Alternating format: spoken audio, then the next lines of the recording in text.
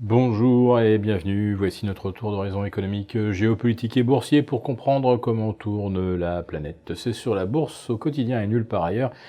Et l'épisode du jour s'intitulera « Le fascisme ne passera pas !»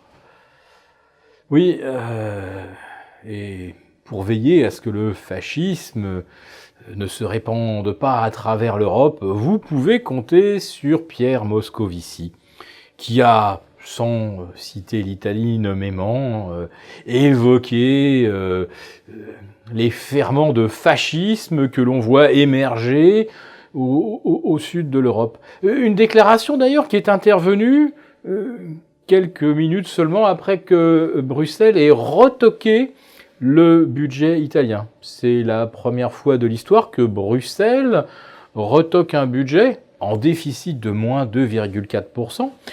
La même commission de Bruxelles qui a laissé la France entre 3,5 et 4% de déficit durant des années, qui a même, je crois, toléré un déficit de moins 7% de la part de l'Irlande.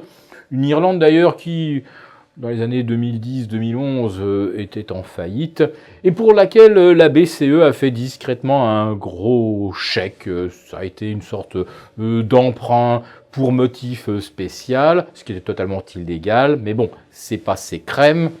Naturellement, il s'agissait d'éviter une faillite.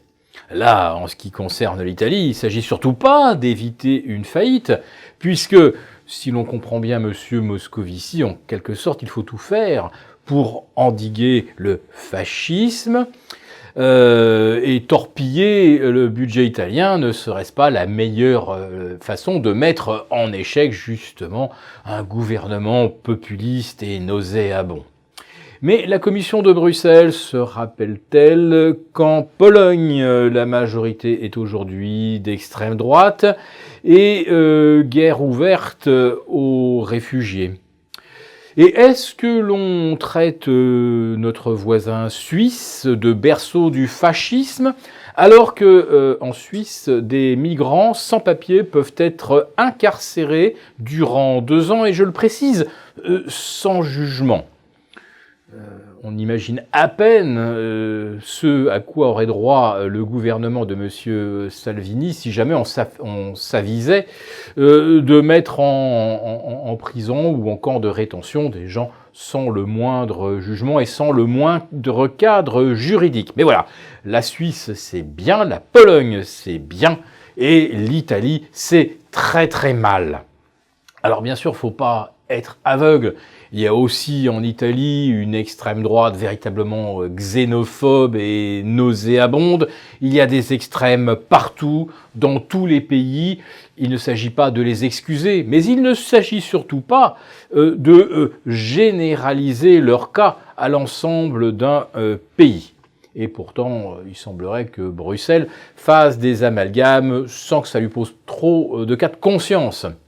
Et puis, si l'Italie a élu un gouvernement dit populiste pour changer de politique, n'oubliez pas cet aphorisme de M. Juncker, il ne peut y avoir de vote démocratique contre les traités européens, même si ces traités doivent nous envoyer droit dans le mur. Le climat politique donc n'est pas très favorable en Europe, c'est peut-être une des explications pour lesquelles on assiste à une décrue aussi brutale des indices boursiers, avec un CAC 40 qui enfonce les 5000, mais ça ce n'est qu'un seuil psychologique, un CAC 40 qui va revenir tester probablement les 4950, un seuil à partir duquel un rebond pourrait s'envisager, d'autant que le timing est parfait, demain nous aurons la BCE. Le verbe magique de M. Draghi pourrait peut-être calmer les esprits, au moins pour un temps. Si on fait le bilan, le CAC 40 a perdu environ 10% depuis fin août, un peu plus de 12,5% depuis ses sommets historiques du mois de mai dernier. Je rappelle, sommet historique, car le CAC 40 Global Return a bien battu un nouveau record absolu au-delà des 14 100, quand le CAC 40, comme vous le savez, s'est arrêté aux alentours de 5006. En ce qui concerne Wall Street, on est rentré en territoire de correction sur le Nasdaq, après le Russell 2000, 48 heures auparavant. Un Nasdaq qui a pendant quelques minutes hier affiché jusqu'à moins 11% sur ses sommets et puis qui a réussi à rebondir en fin de journée. Car il ne faut pas oublier que si les places européennes ont baissé de façon aussi brutale mardi, c'est parce que les vendeurs étaient d'abord américains. Et ce cash qu'ils ont rapatrié a permis de colmater les brèches comme d'habitude en fin de séance. Sauf que là, on est véritablement maintenant à l'os et on ne voit pas très bien d'où les gérants américains vont tirer cette manne financière qui leur permettrait de soutenir les indices américains. Oui, bien sûr, il y aura les rachats de titres, les fameux buybacks, qui devraient atteindre, à nouveau 250 milliards de dollars au 4e trimestre. Ça a été le régime durant les 3 précédents.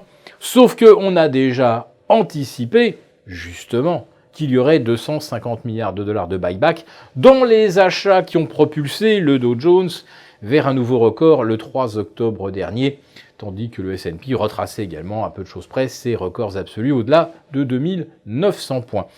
Un S&P 500 qui a enfoncé donc les 2720 et qui aura bien du mal à les refranchir. En tout cas, si jamais on les refranchit, ça nous donnera un petit peu de répit, peut-être qu'une petite embellie permettra de réduire un petit peu la facture pour le mois d'octobre d'ici le 31 prochain.